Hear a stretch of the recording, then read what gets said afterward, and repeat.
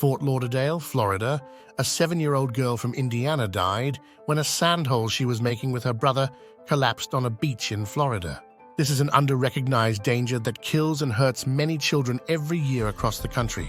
Sloan Mattingly died Tuesday afternoon on Lauderdale-by-the-Sea's beach after a 4 to 5 foot deep crater collapsed on her and her 9-year-old brother Maddox. The boy was buried to his chest, while the girl was completely covered. A bystander captured footage of approximately 20 adults utilizing plastic pails in their hands to excavate her from the rubble, but the opening kept closing in on itself. Lauderdale-by-the-Sea, a small enclave north of Fort Lauderdale, lacks lifeguards on its beach, therefore no professionals were instantly available to assist.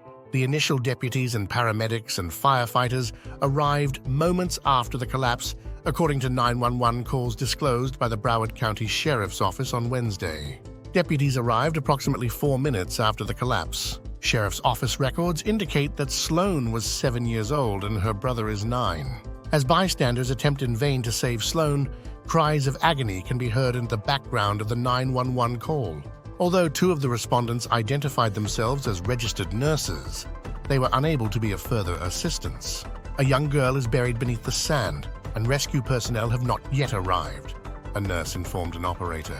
An additional woman who was in tears reported to the dispatcher, "An entire circle of men are digging and digging the sand." Sandra King, a spokesperson for the Pompano Beach Fire Rescue Department, said rescue crews took over for the bystanders, digging out the sand and stabilizing the hole with boards, but when they arrived, the girl had no pulse. According to King, paramedics initiated resuscitation efforts immediately. However, Sloan was pronounced deceased at the hospital.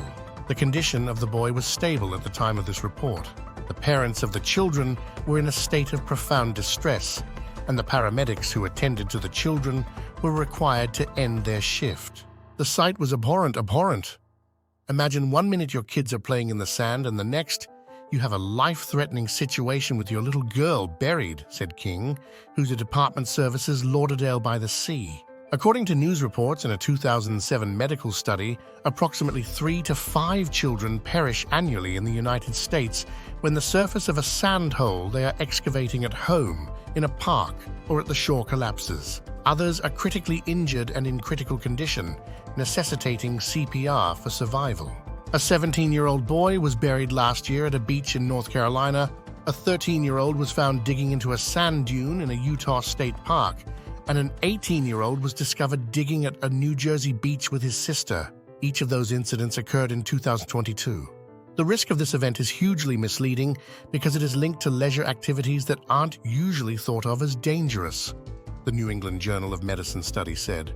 Parents should exercise caution when allowing their children to dig at the beach, not allowing them to get too deep, according to lifeguards. The lifeguard superintendent for Clearwater, Florida, Patrick Bafford, stated that his staff will alert families if a hole becomes too large, but there are times when the warnings go unnoticed. We have had events where people have had close calls or died because of a collapse, according to him.